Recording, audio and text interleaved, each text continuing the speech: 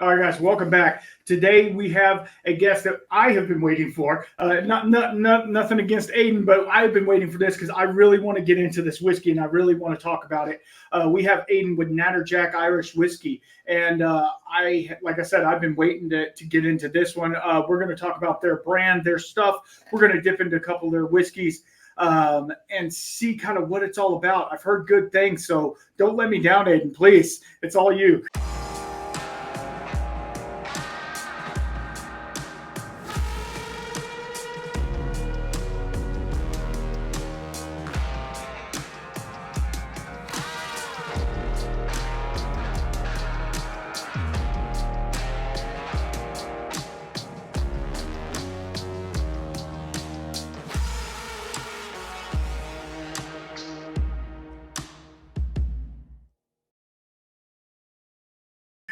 I won't let you down, I promise. On it up on a story that's taken us around the world, and with some fights and some mountains to climb in the middle. But yeah, it's been great. Thank you for having me on. No problem. I know we've been emailing back and forth, a little inside baseball, but we've been emailing back and forth trying to get a schedule set up. And who would have thought y'all guys were going to be busy in the month of March because of St. Patty's Day and all the things. So it happens, and we made it work. And now you're here, and I'm glad for it. And those of y'all who are tuning in for the first time, I write down a bunch of notes because sometimes I get a little off topic, and so we're gonna try and keep it going. And Aiden, let's start at the beginning. What kind of got you into whiskey? Let's talk about whiskey to begin with. Actually, if we're gonna start, let's open the bottle, right? I don't know where I'm at. There we go. We got the. I can't ever work the camera angles. It's like I'm a young child, I guess, at heart. Don't know how to do it. While you open that, I'll tell you, that PET closure is really hard to open for a very particular reason. We in 2019 we shipped a biggest order we ever got was to ship to China from Ireland, and we dipped the bottles, the kind of unique bottles. We dipped the top of them with wax, and we sent them off to China. But we didn't put any closure on them. The wax. Now, the thing is, the route to China from Ireland is through the Panama Canal in July, which is hot. So the whiskey expanded, the wax melted, and all of the bottles were lost. The Chinese said when it arrived, it smelled absolutely amazing. It was all gone. Now we turned it. They couldn't taste it. Exactly. And they were like, they came back and they're like, we lost the whole container. And they're like, what are you going to do? And what we did was we said, well, if your next order is 3 containers, well, then we'll cover this one. And they said, okay. So we turned a loss-making situation into a better situation. And look, your story about the start of this, right? We can talk about what I did in the past, all those sorts of things. So that's covered elsewhere. I think for me, the interesting part of this is Irish whiskey. I was at 35, loved going out, didn't have a favorite Irish whiskey, had a favorite bourbon. I was like, that seems strange. Why is that, right? Like, what is it about the Irish whiskey space, and what is it about the flavor profile that's missed me? Because if it's missed me, it must have missed a load of people. And so I had a favorite bourbon, which was Old Yeller, and it's not Old Yeller. It was Elijah Craig. What's Old Yeller? Well, that's a movie. Yeah, it's not a whiskey. Maybe it should be. That could be our thing. But I had a favorite bourbon, but not a favorite Irish whiskey. And I was like, well, maybe I can go and do that, right? And so it started with the idea of a flavor profile. Then I met Jordan Vi, who's the master distiller who at that stage was at Breckenridge. I met him when I came to Louisville to learn how to make bourbon, because I was like, I gotta start somewhere. He was teaching the course. He said, what do you need? And I was like, I told him my plan. I had the picture of the Toad, the Natterjack Toad, a really cool brand. It was going to be an Irish whiskey, we spoke about the different flavor profiles we could do as we were going to build a distillery, and it was all great. I went and spent a month living in Breckenridge. We came up with our flavor profile, and it was magical. And we spent a couple of years, myself and Jordan, working on the blend. And that's where we kind of ended up, right? Is an Irish whiskey that has all the traits of Irish, so super smooth, triple distilled, lots of malty notes, real great length on the finish, but with let's call it out, the vanilla, the oak, and the citrus that is out of that first extraction from virgin oak. And this was Jordan's genius. He was like, look, the way we're going to do this is we're going to take 3.5-year-old liquid, and we're going to put it into virgin oak casks, but we're going to really ramp the char up, and then let's see what happens. And so we waited, and we ramped the char up to char number 4, and we sourced the barrels out of Seguin Moreau in Napa, and really we kind of took it from there. Like at that stage, we didn't quite know where we were going to end up with it, and we ended up in really a cool place when we launched in February 2019. And so I'm not supposed to tell this story, but the first trade show I ever went to was long before we ever had whiskey. And I poured a half a bottle of Jameson and a half a bottle of Breckenridge Rye into a bottle with a toad on it. And I said, this is what my flavor profile will look like. This is now, we launched in 2019. So just to be clear, this was like 2016, right? Okay. So we didn't have any, I'd never bought bulk whiskey. We didn't, I didn't know anything about distilling. It was before I'd met Jordan. It was like, this is kind of what I want to do.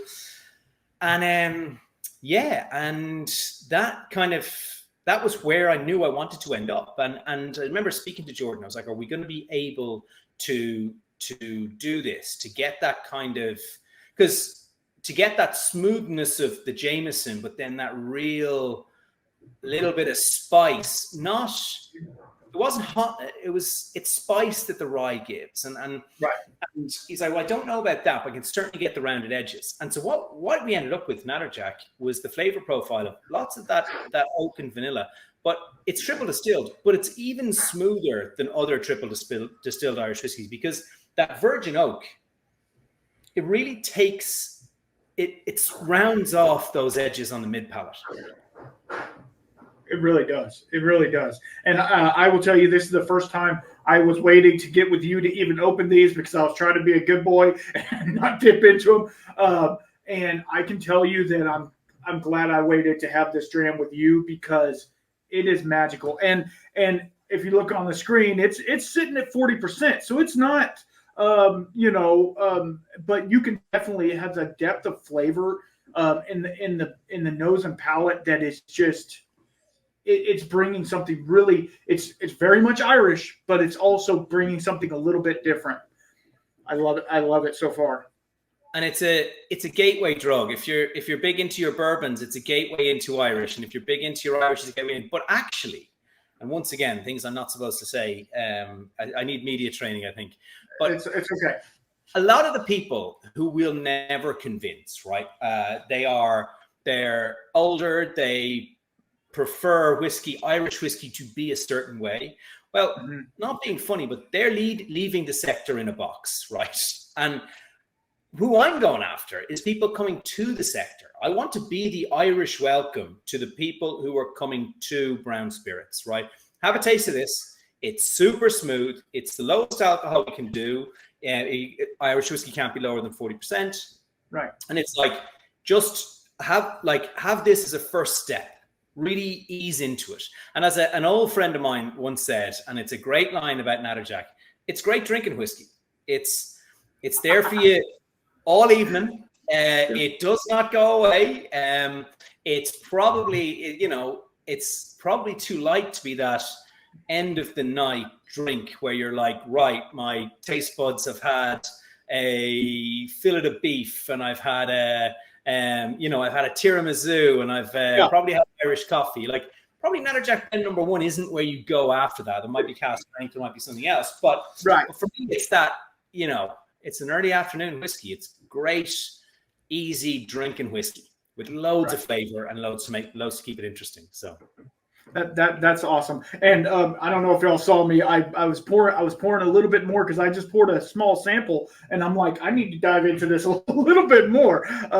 So yeah, I mean, to me, it gives me all of the I'm big into Irish, and I love all the Irish whiskeys that are out there that I can get a hold of. Obviously, Ireland is similar to, which there's not a whole lot of distilleries there.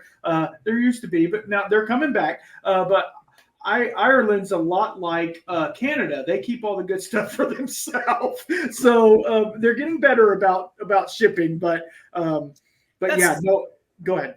That's really interesting what you say, right?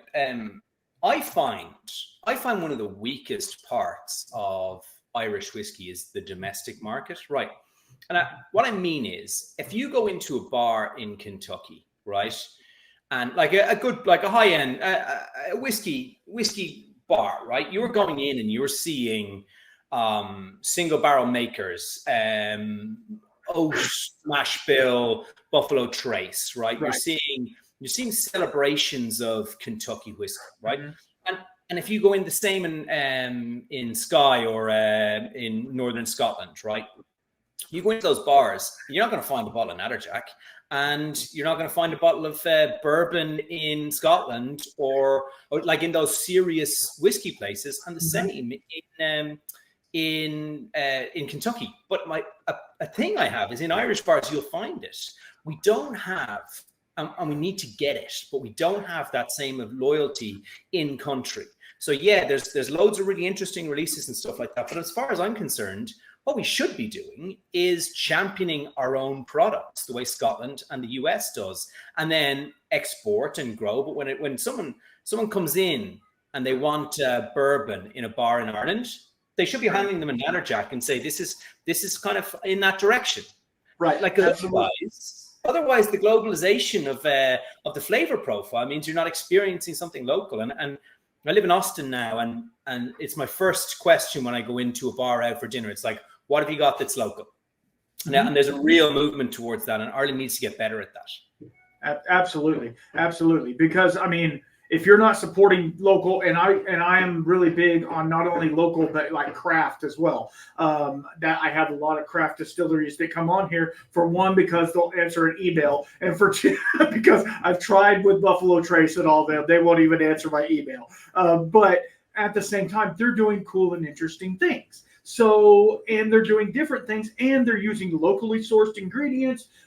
All of the things. They're employing local people so that they can get the job done. So it's only right for a specific country to do the same. So if you can be the forefront for Ireland, that's great. With this whiskey at the forefront, I feel like you can do that. I really do. Yeah, hopefully. And I think it's as we discussed before, and we source our liquid from Great Northern Distillery. We do all the finishing and blending and the barrel picking and everything ourselves, but the distillation process is done for us in Great Northern. Now, that's amazing because there's some structural differences in Ireland around starting a distillery, right? So the craft distilling boom in the US has revolutionized brown spirits, right? Like, I mean, volume was always there with the big boys, sure. But when you think about where Breckenridge, where I trained, started, or you look at Hudson, which eventually got acquired, or you look at Chip Tate down at Balcones back in the day, right? Yep.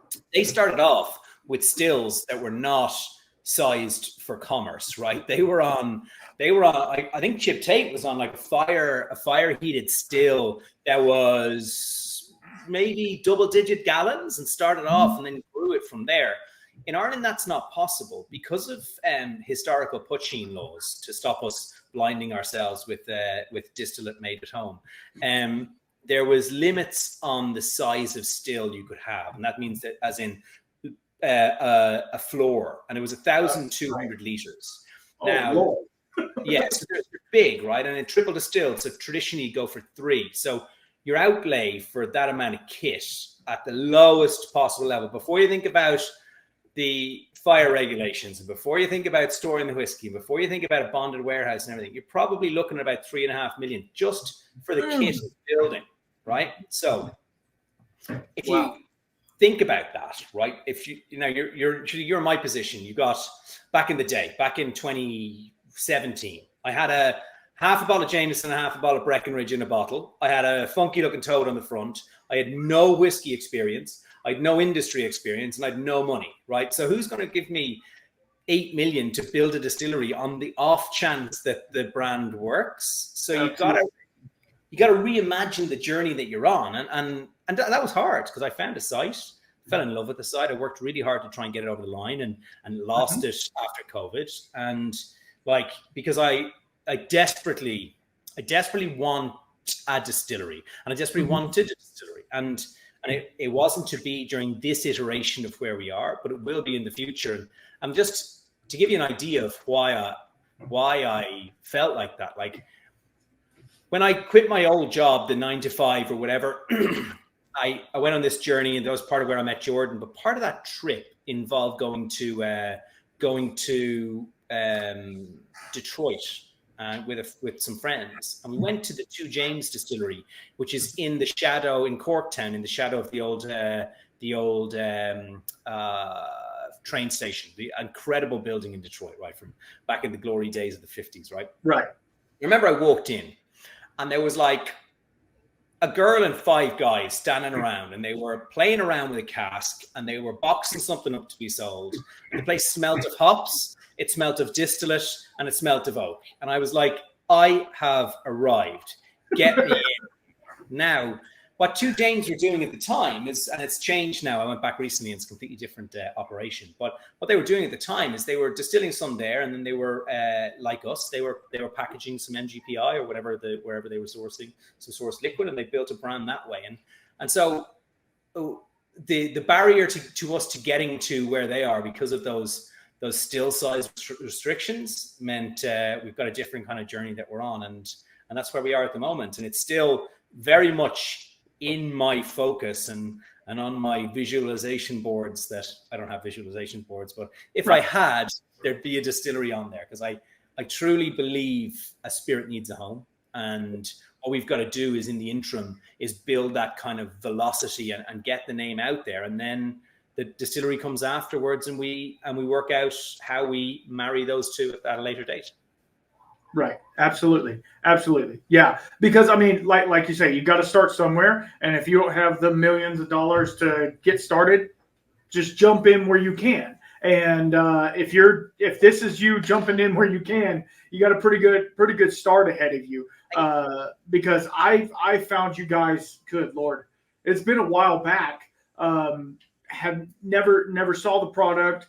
And then a couple of people on Instagram or whatever were talking about it, and I just kind of went down that rabbit hole. And next thing you know, here you are. So it's like, it's one of those things that, like you say, get the brand out there, get the recognition out there, and then the rest just kind of follows. And that's amazing that you're at this point already, because I know I've talked to a lot of people, and I know that 2020 really knocked a lot of people on their butt, especially these smaller craft distilleries and people trying to produce product. When you can't produce it or you're shut down, it makes it really difficult. And a lot of them they never came back. So yeah, it's. And Randall, we very nearly didn't. We ended up in an existential fight towards the end of 2021, and really that we, by all rights, we shouldn't be where we are. Right. Some things came together, and some timings worked for us, and we managed to refinance the business and that sort of stuff. But we made, you know, we made the not the cardinal sin, but a huge error that a lot of startups who are raising money make, right? And that is that we took at the start any money rather than the right money. Absolutely. And the problem with that is, because you're desperate, and like we're startup, you want to get going, you're like, someone offers you a deal, you're like, let's do it. And it turns out that person isn't an appropriate business partner for you. And it's really easy for me to sit here and say, I know that now.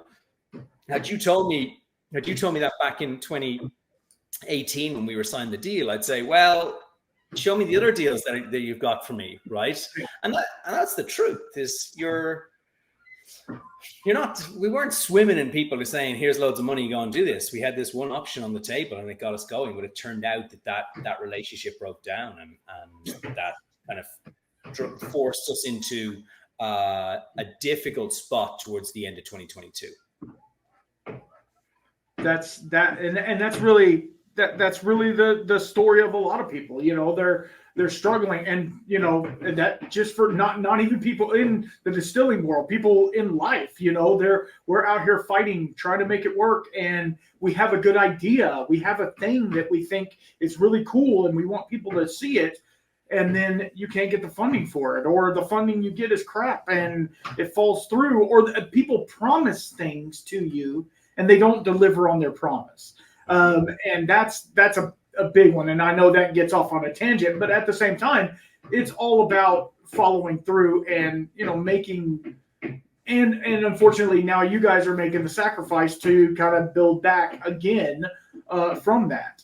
Yeah, it's a hard deal, but you know, moving forward, I guess that's all you can do, right? Yeah, no, absolutely. But you're so right? The story, what we went through is reminiscent of what people go through in life all the time, right?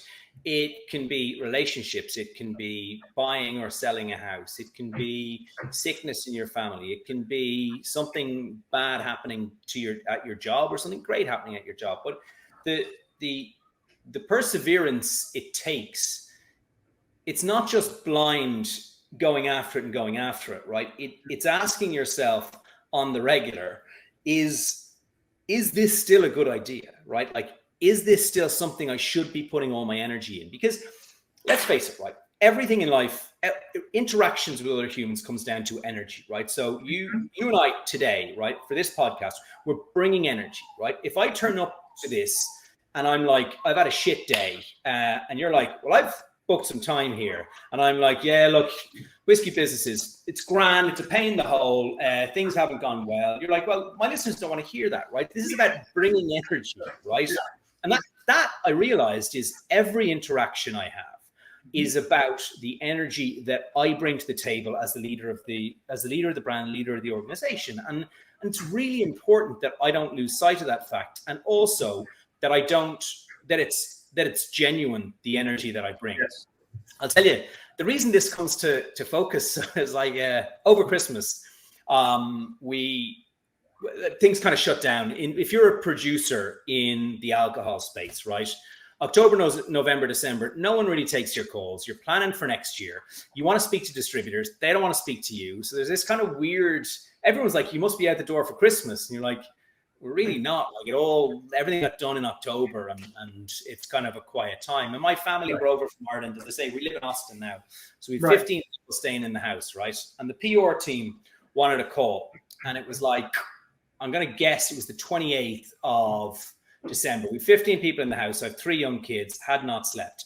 I remember I came down and I was, had not slept from partying reasons. I had not slept because kids were getting sick. It was a shit show, right? Absolutely. I'm sure your listeners are like, whatever. But so I come down and I try and do a call, and I just realized I didn't have the energy for it. So I'm sitting there with our incredible PR team, right? And they're like, how's everything going? And I was like, it happens so rarely, Randall. I was like, it's not good. And I was like, I shouldn't be on this call, right, guys? I'm really sorry. Last night was just a bit of a mess. So I just went off the call, and 2 days later, apologized, back at it. And I'm sure they were like, what the hell was that all about? But it's so important. And it's so important that I turn up to those calls, and because I need the team to turn up. Yep. Right? If Scott is doing this, I need him to turn up. And if Vanessa's doing it, I need them to turn up. And if I don't turn up, I can't expect them to. And so the energy that it takes to kind of keep that going is really what you bring to the table and what you try and get out of other people. Absolutely. And the listeners will know my struggles through all that, and just trying to be the best version of yourself at that time. Like, you might be going through a struggle, you might be going through an issue, but you have to present, because you're producing a product just like I am doing this podcast, right? I'm producing a product.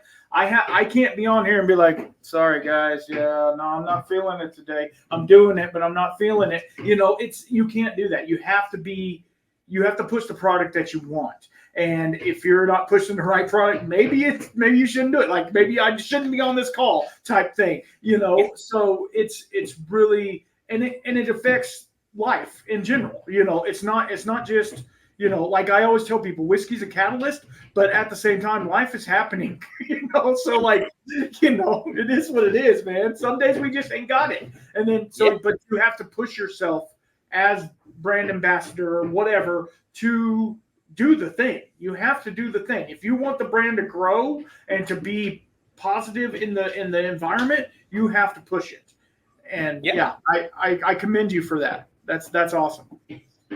Thank you. So go ahead. Well, we were kind of talking about the genesis of how we got to blend one, right? And there's an overarching guidance here for when we produce whiskey. Is it has to be different, right? So I went to Whiskey Live in Ireland years back, and like in 2019 we just launched. We only had one product, and everyone else at every other table had 6, right? And they tended to have the same, which was Pedro Jimenez finished 8-year-old single malt, a Tokai. I'm just pulling names out of the sky, right? And so they had like a 5, an 8, a 12, a 21, and a 30-year-old, right? And that was kind of their portfolio. And I was struck as that was going on that everyone's portfolio was by and large the same, because we were all sourced stock, right? And that's fine. And all of their whiskeys were older than ours. Ours was 4.5 years, and then they were kind of starting at 5. They all had older stock, and they were all following Scotch, in my eyes, down a path of provenance, right? Which is age statement equals better quality equals more expensive. Now, let's be honest, we have a critter whiskey, right? There's no way around it, right? We've got a critter on the front of the bottle. But I got into drinking because drinking's great fun. Absolutely. I didn't get into drinking to navel gaze about how incredible our 21-year-old single malt is, or to make people, or more importantly, I didn't get into it to make people feel uncomfortable by my knowledge of the sector and by my skill set as a blender, whatever. I got into it because I want people to enjoy themselves and enjoy themselves in a fun, like from a sensory perspective as well. Yeah, I want them to laugh their asses off. I want them to not spend a huge amount of money, and I want them to feel like they had a good time. And that's kind of the be all and end all of it for us. And so it's different spirit that's fun. And so when we were raising money during the difficult times of COVID and the kind of our world was falling apart, I got feedback from someone we'd spoke to about some investments, right? And he said, I should put it on the wall actually. I don't remember the exact, I'm paraphrasing, but the line was basically, it seems like these guys' point of differentiation is only a frog and fun. And that doesn't seem like a big enough point of differentiation in a world where we can get 18-year-old single malt for $100 a bottle. I was like, yeah, he's dead right, but he's fundamentally misunderstood me. What he said as a negative is exactly why I started this business. And he only sees it as a negative. And I was like, that's what we're doing. Thank you. This is amazing. So, yeah. That is amazing that you can take somebody's quote unquote negative comment and turn it into kind of like your trademark, kind of, you know, because I always tell people, and this is not about me, this is about y'all, but I always tell people whiskey is there. It's a thing. It's not like something that we need to, you know, get all crazy about. Like it's literally just two men sitting around talking, having a drink. That's what it's for. Or, you know, or you're celebrating something, pour you a glass, you know, something like that. It's not to be bougie. It's not to be like, hey, I've got the whole Pappy line. I've got, you know, like nobody cares. I mean, people care, obviously. People watch them and they have millions of views, but nobody cares. Drink the whiskey and shut up. That's how I feel. Yeah. And don't, whatever you do, don't keep it, because I've been hit by enough buses, and I've actually been hit by buses, but I've been hit by enough buses to know that we're not going to be here forever, right? And it might all be over this evening. And if you've got that bottle, that that's what Sideways is about, right? He ends up drinking the whatever that bottle is. He ends up drinking it in a fast food restaurant, and like just the poetry and motion of that. Sorry if that's a spoiler for Sideways, but I suspect Sideways might have had its moment at this stage. It might have. That's the point, isn't it? It's alcohol in the form of pints, wine, or spirits is about the interaction you're having with people. It's so much less about what's in the bottle as to what's going on around the bottle and around the glass. And that's what I mean when I say Natterjack is the welcome of Irish whiskey, right? It's like, come on in, have it with us, and then go and do whatever you want. Go and drink a 21-year-old. Like I don't mind, but come and see us, and we'll, we never say no to a drink with anyone. Right, exactly. You skimmed past something. You just said you got hit by a bus. Yeah. So I was. Okay, tell that story. I know that doesn't fit in, but tell that story because you made my brain stop there for a second. What do you got hit by a bus? I was cycling home from work one day to pick up. I was working in London at the time, and I was on a fixed wheel bike cycling through London. I was properly very fond of myself, bit of a hipster, all that sort of jazz. Anyway, it was raining and I hit a pothole, and in the process of hitting the pothole, cycling out in front of the bus, and shattered my collarbone, and then woke up about a day and a half later in hospital with, I think my mum was there. And I was like, I'm a 34-year-old man. What's my mum doing here? You're like, you're in hospital, buddy. And I properly, but the mad thing about that story is, right, so I was in hospital. I was like, well, where's my bike? And everyone was like, no one knows, right? So I was like, honestly, did somebody steal my bike while I was prone on the concrete? Like, what's the world come to? I was unconscious and someone stole my fucking bike. Sorry, I didn't mean to curse. No, it's fine. So about 3 weeks later, our IT guy at the company I was working at, really, really lovely fella, he comes in. He's like, I think I found your bike online. And I was like, oh, someone trying to sell it? He's like, no, someone's trying to find you. And so this guy went onto this forum and he said, I saw this guy lying on the ground. The bus was pulled in. There's blood everywhere, all that sort of jazz. And I took his bike. The ambulance wouldn't take the bike. So I took it. It's in my office. If anyone knows him or knows the story, please. So the bike was completely fucked. But what an amazing thing to do. So 5 weeks later, I went back, got him a present, met him. He was a really nice guy. So I took it home because I figured if they left it on the curb, it'd be stolen. So it restores your I was like, humanity is fucked. Someone stole my bike and on the road, right? But it turns out that humanity is actually constantly renewing and constantly redeeming itself, which is quite a nice thing to wake up to. Yeah, absolutely. And it shows humanity. And this is not to get off on that tangent, but the world right now is so divisive, and we're against each other and all gamuts of life. And to find some humanity and humility in the world of people being like, I just need to help this guy. I don't even know who it is. I just need to help this guy. It really shows. I mean, it shows the Lord's face. That's how I would say it. It shows the Lord's face fairly well when stuff like that happens. I mean, that's a funny story though. Yeah, that's good.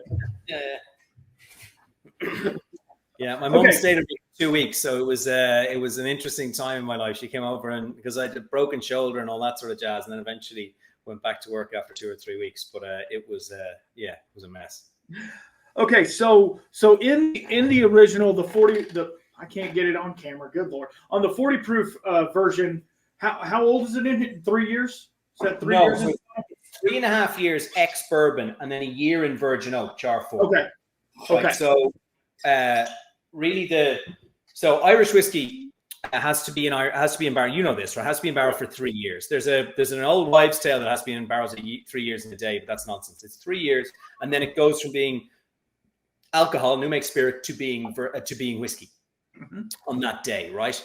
So you can release it, but if and your whiskey listeners, right? They'll know that in ex-bourbon barrels, 3 years is not a lot of time to extract flavor, to extract color, to extract any of those good things, right? So you tend to see north of 5 years coming out of ex-bourbon.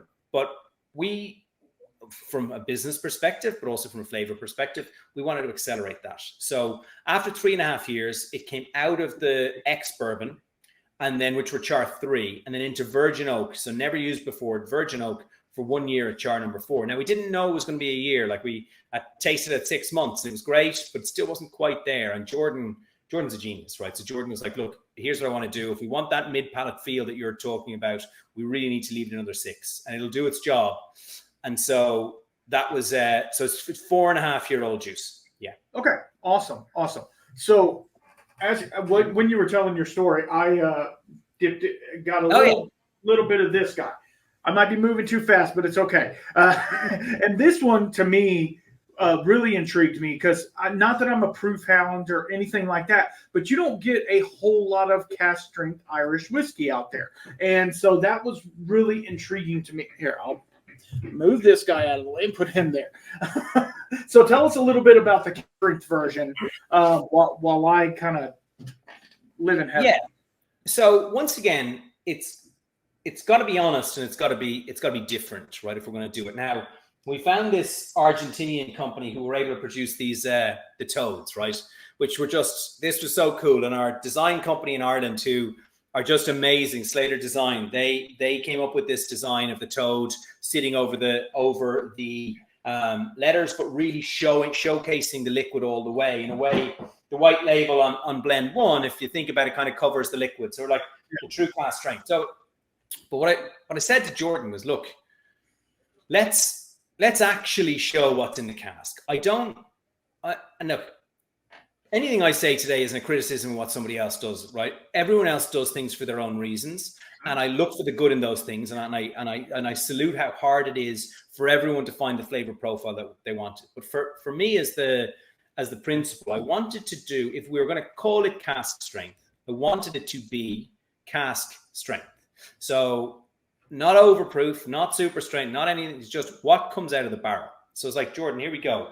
What are we going to do? And he's like, well, let's take it out of the barrel, put it through a sieve to take out any wood. We're not going to chill filter it. Let's just see what it tastes like. And the two of us are like, wow, it's just butterscotch all day. And he's like, look, everyone is going to say to you that this is a crazy amount of alcohol. It's 63%, right? It's ridiculous. And I was like, yeah, okay, but it's cask strength, and we're going to tell people what it is, right? So, and he's like, well, yeah, but there's implications for tax. There's implications in certain countries that won't let you have north of 60%. So it's going to add complications to your business. And I was like, okay, but it's amazing, and it's true cask strength. And so we bottled it, and off it went. And then, like, lo and behold, I think it's sensational, right? But yeah, I obviously I do. It could be donkey piss, Randall, and I'd be like, it's just the best donkey piss you've had. It's not donkey piss. I guarantee you that it's not. So it's amazing. But so then we release it, and it's expensive, right? It's like $85, give or take, right? Market dependent. I think it's $80.99 in New York, and I think it could be $92 in Texas. There's structural reasons for that. Our price is quite stable, but there's structural reasons in certain states. Yep. So people, there was a bit of pushback from a distribution perspective and these are things you don't think about when you get in the business, right? They're like, look, you can buy Natterjack Blend 1, you can buy it for $34.99 in some markets. Why is somebody going to pay all that extra money for just a bit more alcohol in a different bottle? And I was like, well, the blend is different, the age is different, all that sort of stuff. And they're like, yeah, but it's too big a leap. We're going to say no. And a few states said that. And so I was like, and this is I'm going to say kind of September of last year. I'd been in the States about 8 months at that stage. Sales were sluggish. Sales were great from where they were in 2022, but from where we were projecting, they were behind. Right? And so that's the kind of new businesses. You're always trying to hit your number, right? Is where you said you're going to get to. And a lot of that's on me to my board and my investors. It's like, and cask strength kind of we hadn't won an award for it. it was just this expensive version of a whiskey that was a $35 whiskey. And so it didn't really capture the imagination. Then we won a double gold for it in San Diego. I think I'm saying that right. Now, John, if I got that wrong and it was double gold in San Francisco, I'm sorry. I think it was San Diego. And I was like, okay, so maybe this cask strength is as good as I think it is. So then in December, the phone rings and it's Jim Murray from Jim Murray's Whiskey Bible. And he's like, I've got some good news for you. And I was like, yeah, of course it's Jim Murray. Yeah, I'm going to pass the other one to him. And he's like, no, it is. It's Jim Murray. And I was like, okay. Checked out the number. And it turned out it was Jim Murray. He's like, this is the best Irish whiskey I've tasted in years, right? This is my Irish whiskey of the year. It's my blended Irish whiskey of the year. It's 2 awards. It's 95.5 points. And I don't know how you've done it, but this is absolutely incredible. And what can I do to help you get the message out there? And I was like, this guy's a legend in the whiskey industry. Absolutely.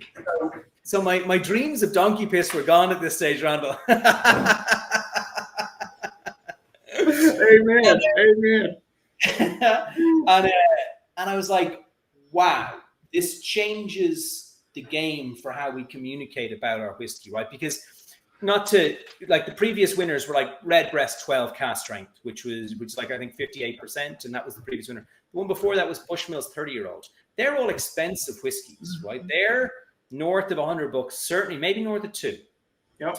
And that's pricey. And ours is $80, $85, right? And I was like, by design, I'm not going to say this one was luck. By design, mid-80s was the right price for this whiskey because it's incredible. It's limited. It's limited in how much of it we can produce. It's really cool. The bottle's fucking great. The Argentinians did an amazing job. Absolutely, I love it. I love it. Design team, and so it hit a note there. And you're right. There's not many cask strengths in a world of increasing cask strength or increasing cask strengths. There's not many Irish, and so I thought it was we did something right there to get that. Yeah. But it's true cask strength, so we can't mess around with it, right? And we won't. We will mess around with the blend, but show me your bottle, the bottle you have. Yeah. So that is the year we bottled it, right? That's quite a hard thing to get past our friends at the TTB because they're very against vintageizing spirits for all the right reasons, right? Spirits are inert. They're inorganic in the bottle. It's not aged, right? That's fine. Once it comes out of that, that makes sense.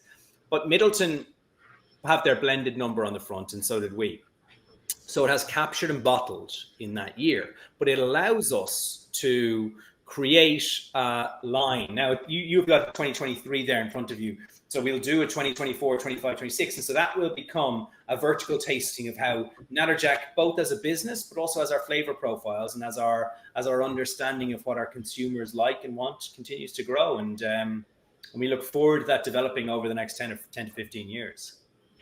Absolutely. And I can tell you right now, just sitting here smelling and sipping on this, it is one of, and it's not just because you're sitting right in front of me. This is one of the best Irish whiskeys I've had. I love Redbreast Cask Strength. It has some darker notes, whereas this has some lighter notes. But this one, to me, it has just enough burn on your tongue to where it's like, hello. But then it's not one of those off-putting where like, oh, Lord. And I'm waiting to drink it down a little bit. I'm going to add a little bit of water to it and see if it opens something else up. But like, it just gives you so much flavor. It's everything that's in the original ramped up to 10, obviously, and which is so cool. And is it single pot still, or is it some? No, it's a blend. So malt, again, the malt is distilled in copper pots, and the green is in a column. So yeah, I mean it's amazing. It's amazing. Thank you. It's also, it doesn't drink like 63%, like 126 proof, right? No, it does not. And that for me is like something incredible happens. So you take a big cube of ice, big rock, you put it in a glass, give yourself a decent pour and sit for a couple of hours sipping. As that dilution happens, it tells its own story. The flavor profiles change over time. Much like maybe the inverse way wine does, right? As wine opens up as in the glass, that sort of thing. So yeah, I think Jordan once again has just done an incredible job. Yeah, no. That's one of the things I love to do. I love to get a good pour, put it on, especially now that we're getting into spring, and I like to go sit out on the porch, let the dogs run around, and just sit there with a big old rock and some whiskey and just enjoy the day, enjoy the cool breeze. And I mean, man, you could sit with that for hours, and just kind of pick it apart, all the little details, and as it evolves through the dilution process. Like, yeah, I mean, I can't wait to sit down with this, and go from there. So about the toad, I know there's a story about the toad. Tell us a little bit about that, because obviously that's your trademark right there. Tell us a little bit about that if you can. Yeah, absolutely. So it's a huge part of the story, right? So it's called the Natterjack toad. It's the only toad indigenous to Ireland, but it's a very Irish toad. It cannot hop, it has to walk, and it cannot swim, it drowns. So it does things its own way to survive. So now it survives. It's endangered, but each year it survives, and it became our spirit animal for those sort of reasons, right? It was like we didn't realize when we started this business how much fight it was going to take to get where we are now, how much thick skin, how much bad mouthing, how much all those things that go on in every business. And that's not me crying. I'm sure I've done it myself, right? But that the resilience that toad has is very emblematic of the resilience we've shown as an organization and the struggles we've been through to get here. But also, and this I found out after we'd named it Natterjack, but the Natterjack toad has a 3-year gestation from toadlet. So from little toad, they're called toadlets, to fully grown toad. Whiskey takes 3 years to get from new make spirit to whiskey, right? Well, I mean, why did no one else think of this? Secondly, it has a mating call that can be heard 2 kilometers away, like some of the best whiskey drinkers, and it's nocturnal. And in a world where you can text anyone, mating calls can be heard hundreds of thousands of kilometers away, right? But a mating call can be heard 2 kilometers away in the real world. It's quite something. And then also it's nocturnal, like the best whiskey drinkers, right? And it's basically a whiskey toad. And a friend of mine, Kelvin Mann, who's an incredible artist, he's a New Zealand guy based in Ireland. He drew the toad for me, and he's like, "Here you go." And it blew my mind when he drew it, and we've got the illustrations in the office, and they're absolutely amazing. But it was like, once again, when I took that to designers, they're like, you can't grow a brand with an illustration like this, right? This is a world of vectorized images, because you need to be able to scale it up to put on a bus, or you need to be able to shrink it down to go on a stamp. And you can't do that with this. So a few designers said no to working with us. And I was like, but there's something about this toad that I want on the bottle. And everyone's like, no. And you're like, let's just do it, right? All right, maybe I'm wrong. And it turns out that when you see, and that's a lesson to all of us, right? Is experts telling you, and I don't want that to come across the wrong way, but industry people telling you that something you're doing is wrong because the way the industry works is a sign that you're doing the right thing. Because the industry in general doesn't innovate outside of its comfort zone. It can't. It owns the space. Innovation has to come from people who aren't thinking the way the big players are. And that's everything from bicycles to cars. Like Elon Musk at Tesla, right? He didn't come out, he wasn't a Ford worker who was like, I'm going to make an electric car, right? Right. And I'm not comparing myself to Elon Musk. What I'm saying is innovation doesn't come from the inside of those organizations, even through their innovation arms, because their innovation arms have to answer to shareholder, all that sort of jazz. So when people were saying no to us about the toad, about the name, about Natterjack, about Irish whiskey's place names and surnames that stick with that, we always pushed to do something not crazily different, Randall, like slightly different. It doesn't. Yeah. We don't have to reinvent the wheel here. We just got to put our own individual streak on it. Yeah, absolutely. Because it's still Irish whiskey. It's still Irish whiskey. It's just Irish whiskey with a little bit of an attitude, which the Irish are known to have a little bit of an attitude to begin with. So it just gives it a little bit. It's an American kick to an Irish whiskey, and it shows in the bottle, in the design, in the cool way that the bottle is shaped. It's like almost apothecary type. I mean, it's just the way. I mean, obviously your marketing, is amazing. And I just saw a Instagram reel or something that y'all did recently where you had people putting stickers, Natterjack stickers all over things, which is awesome. Like, to where people can go out and be like, hey, spot the toad. Where are you going to find him next? Kind of like make it a game, which is really cool because yes, it's about the whiskey. It's about what's in the glass, but it's also about the story. And that's why I wanted to have you on, for one. But another reason is like, it's about the whole concept of it, the trials, the tribulations, the good, the bad, the ugly sometimes, that's what it's about. But then when your product in the glass can meet that, you got a winning. And so I will tell you right now, I am a fan, and I will support you however I can, whatever that means in my capacity. I will support you until I can't anymore, until you decide to move on to another venture, which I hope you don't. No, I don't. Like I was saying to one of the team there, we were talking about, we're hiring. We've added Grant. We've got a national sales director in the US. We've got Vanessa does our marketing, and we're growing, and it's just amazing. I was talking to someone about it, and they were like, "Yeah, well, we need to make sure this, that, and the other in the business." And I was like, "Well, who do I call if I've got a problem with HR?" And they're like, "Well, you can't quit. That's it. Yeah, there's no door for you, my friend. Either we fire you or you stay where you are. There's no quitting." But just to go back to something you said there, right? Like, if a big house releases a new brand, they'll go aspirational quite often, right? It's like, this is and they'll align with celebrities, and that's a big thing in spirits at the moment. We're not aligned with a celebrity, right? So, but it's always the kind of that aspiration. Now, for me, Natterjack is aspirational because I'm not a genius, Randall. Like, this is spit, sawdust, and a medium idea, right?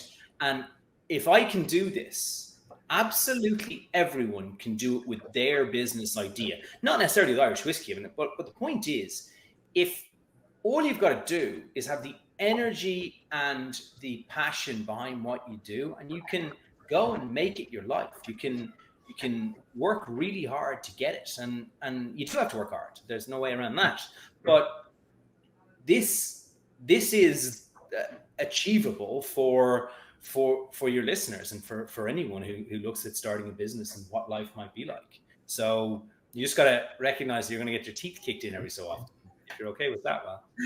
But isn't that life? Isn't that life? Yeah. Anytime you go to strive a little bit forward, next thing you know, and I don't know, guys, and I'm sorry if you guys can hear this, they're actively replacing my roof on the house right now because we had a huge hailstorm, and the insurance said they're going to drop me if I don't. So it's like, shit happens. You got to just deal with it and move forward. It's life. And unfortunately, life ain't always beautiful, but it's a beautiful ride. Sorry, that's a Gary Allan song, but it's a good song. I got the reference. Yeah. So I mean, it's really cool to see, and I'm really excited to see you guys' future, being that you are a newer brand. Seeing what you have projected for 5 years. If I don't know if you know anything about that, if you want to talk about that a little bit, like more branding, more products, anything like that. So next month we release a project I've had to think about for quite some time. So back in 2020, I called up the person managing the barrels, and I asked them, where was the whiskey we disgorged a year ago? So it had been a year next bourbon, virgin, and I thought we disgorged it. And he said, well, it's still in barrel. And I was like, what the fuck do you mean it's still in barrel? We never took it out. And I was like, well, look at our email from whatever date. And I went back, oh man, there was a lot of hand wringing. But at this stage, COVID was going on. I was like, whatever, like disgorge it now. I can't use it for Natterjack. The blend is completely different, right? We're getting traction. I can't now go to all my distributors and say, right, you know that flavor profile you liked? This is a completely different whiskey. And I don't know if it's any fucking good, right? So I was in a really tight spot with that. I was like, look, just take it out of barrel. We'll deal with it later. So we're releasing it in April. Yeah, it's just cleared customs 2 days ago. And it's called Natterjack the Mistake, because some of the best things in life are mistakes. And let's own it, right? Let's not. And here's the thing, right? What the marketer, no, that's wrong. What the clever person would do here is they'd say, right, we have crafted our best whiskey yet, right? They would say, it's been a passion project of mine since day one to produce this, heavily oaked, and we took a punt on it, and amazing. Bollocks, right? We left it in the barrel, our mind was elsewhere, and now I think it's our best whiskey. Like I do, but it was completely a mistake. So it's called Natterjack the Mistake. So is it a single barrel? No, it was 46 barrels. That's how big the mistake was. Like I was like, that's all of my whiskey. That's a pretty big mistake.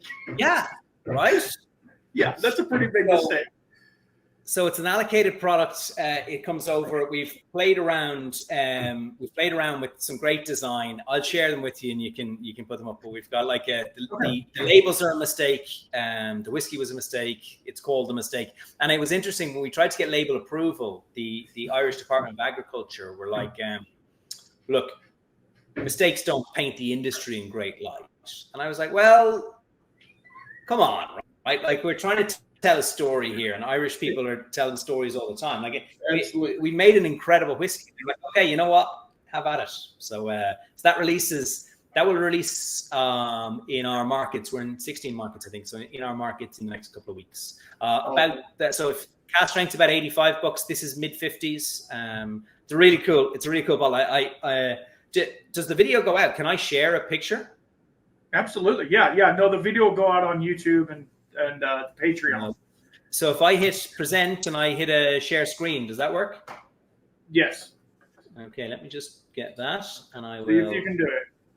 Let's see. I don't want to take people's time, so share screen. No, it's all good. I've got the time if you have it.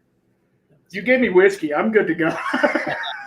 And I can't wait to try that one. I gotta make sure I get my hands on that one, because that sounds really amazing. Oh, we'll get you some. So can you see that there? At the stage, right there. Yeah. We got it. The code is offset on the cover. Dude, that to me, that is so awesome. That is so awesome. Thank you. Yeah, that's great. And it was, Randall, it was genuinely, that label was a mistake. It came back from the printers when we were trying to look at different types. Mm-hmm. And it was on my desk for 2 years. And so when we came back to launching the mistake, I said to the design firm, I was like, what are we going to do? And they came up with some great ideas around glitches and they did some amazing work. But I was like, why are we overthinking this? We've got this incredible label that was an off print. Mm-hmm. Let's go with that. And they're like, okay. And so that releases in the States this month. That's actually, that picture there was taken when I took a sample bottle on a hunting trip I went on, a very Texan hunting trip I went on a couple of weeks ago. Awesome. That's great.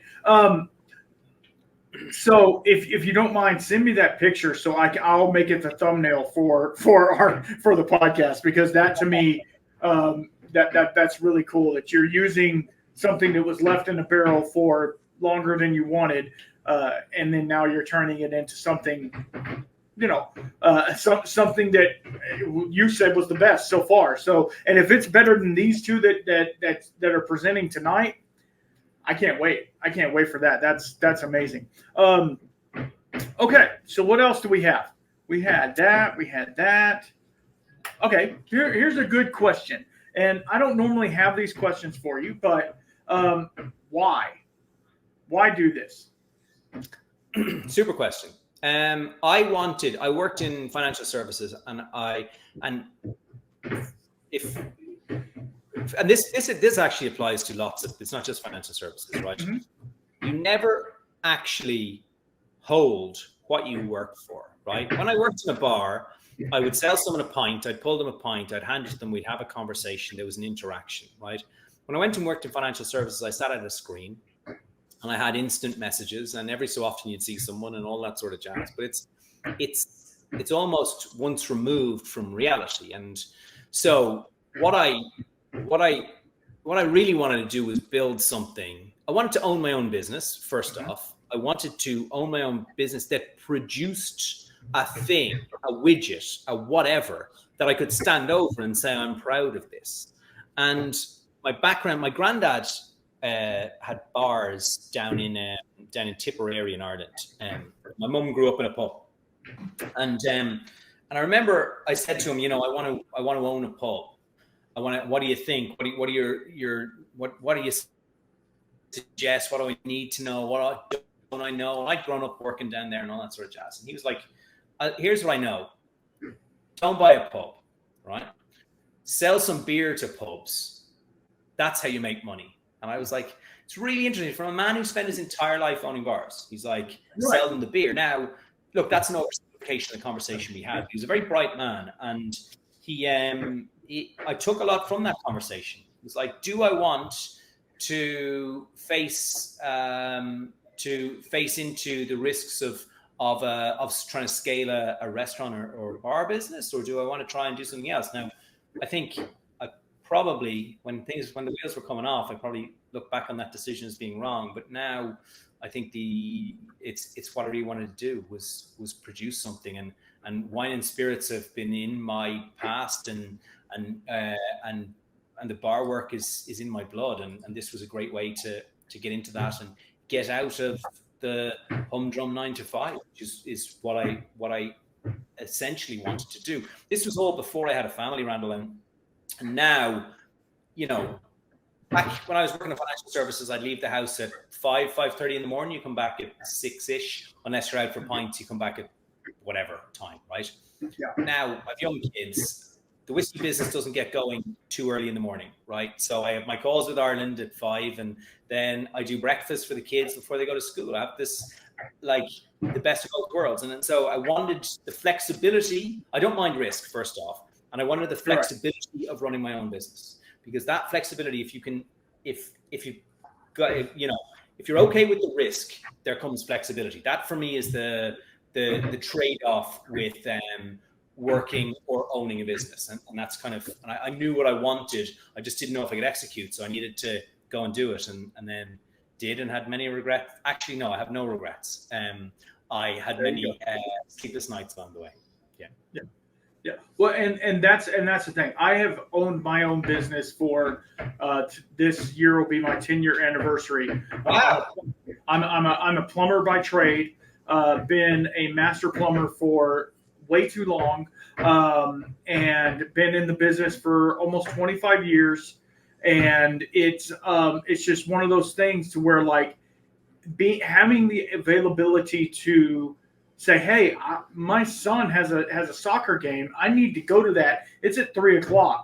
I'm breaking off. I'm sorry, and now getting back into work and all this stuff. It's one of those things where you prioritize life, not around work. It's around family. It's around and you guys might be the first to hear this, and maybe you aren't, but I'm prioritizing this podcast, this part of my life above work. Now, it's obviously family first, but like this to me is a passion, and I enjoy it and I love it. And getting to talk to people like you that I wouldn't normally talk to. Not that you're not a cool dude and I wouldn't hang out with you, we share a dram, but at the same time, I wouldn't meet somebody like yourself if I wasn't putting my neck out there. And like I told everybody on the podcast, 2024 is going to be a big year for this podcast. It's going to be huge. We're going to hit numbers that we were only dreaming about. I mean, we're not Joe Rogan, but we going to get there pretty fast. Yeah. so you have to stick your neck out there to go and get it, right? Absolutely. There's you have to have the fire in your heart to go and do it, and not be afraid to fall flat on your ass. And once you're not afraid to fall flat on your ass, you can get back up and be like, well, that sucked, and keep going, you know? So yeah, it's just one of those things. You know how many people, and this is not to talk about me, we're talking about you, but you know how many people that I contacted, just like yourself, that flat out didn't respond to an email, you know, did all these things. And that wouldn't happen. And I actually applaud. I even had some that said, no, you don't fit our profile. That's fine. That's fine. At least let me know. Like, it's when they keep you hanging, you know, and you're like, oh, well, maybe they're going to call me back. Well, they never call you back. They're not going to call you back. Stay in your lane, do your thing, and then they will look back and be like, oh, shit, they got Natterjack on? Okay, I need to think about them again. You know, so it's one of those things where, like, you got to shoot your shot. I hate to say it like that, but you got to shoot your shot and then see what happens. And I feel like you guys are really striving at that in such a small time, which I know for you it probably feels like 100 years, because you know, these last couple of years you probably aged double what you normally would. But, yeah, absolutely. But okay, so one of the things, and I know we had talked about this before we started recording, one of the things I wanted to do, because I support, and we talked about it before I even opened it, which is really cool. I love you guys' product and your brand and all of the things. I want to give out a 2-ounce sample of each one of these to a somebody who's listening. So it's all you have to do is comment, obviously like everything I'm doing. If you don't like it, get the hell out of here. And then comment Natterjack. Comment Natterjack. And you'll be in a winning, and in a couple of weeks, once this is posted, it might be a couple of weeks for this is posted. Once this is posted, in a couple of weeks, we'll have a winner. And if you want to talk about the other thing we talked about, your special. Yeah. So if your customers, your listeners go on and become our customers on our website, natterjack.com, and you put in Aiden Special, that'll get you a discount code that will cover more than the shipping, all that sort of stuff, but it'll get you a discount, and thank you for the support. And there'll be a limited number of the mistake available on the website next few weeks, but like 20 bottles. It's going to be an allocated product. We've sold out of it realistically already. I have a bottle arriving today, which I'm supposed to do some tasting notes of this evening. Like, things get a little bit crazy when you put a limit on the numbers. Absolutely. Yeah. The world loves allocation. They love allocation. I'm like, just give me the baseline. Like, I'm a Wild Turkey 101 guy, you know, give me the baseline stuff. But yeah, I will have everything in the description below. And Aiden, I can't thank you enough for coming on and hanging out with me and talking. And stick on. I want to talk to you a little bit, obviously, about this mistake bottle, because I got to have that in my life, and I'm sure my listeners need me to have that as well. But before we go, I know I put your no, not that one. I put your website up. Go ahead and give some of your socials if you're that type of person. Yeah, Natterjack Irish Whiskey on Instagram. There's not much on Twitter and TikTok. There is on Facebook. You'll find it, Natterjack Irish Whiskey. And then you can find it all through the website, natterjack.com. Yeah. And if you guys scroll their website, there's a bunch of really cool stuff. There's little videos and stuff like that. They're doing some really cool stuff. And I can't thank y'all enough for coming on. And make sure, and this is shameless plugs for me, I did start a Patreon. Let's go, patreon.com/whiskey-shaman. If you need to get in touch with me, whiskey-shaman-podcast@gmail. And thank you to the sponsors, Bad Motive Vineyard Barrels, which you can see them right behind me, and Z.SmithWhiskeyAndMixology. He's doing some amazing stuff with cocktails and bar restorations and stuff like that. Make sure you follow all of them. And Aiden, again, thank you very much for coming on. And we will be in touch very soon, because I feel like we're going to need to do another one of these real soon, because I feel like y'all are going big places, especially after I promote you and you get 3 more subscribers. No, I'm joking. We'll take it. And also, as we always say, right, I'm in Texas and I'm Irish, so sláinte, y'all. So sláinte, y'all.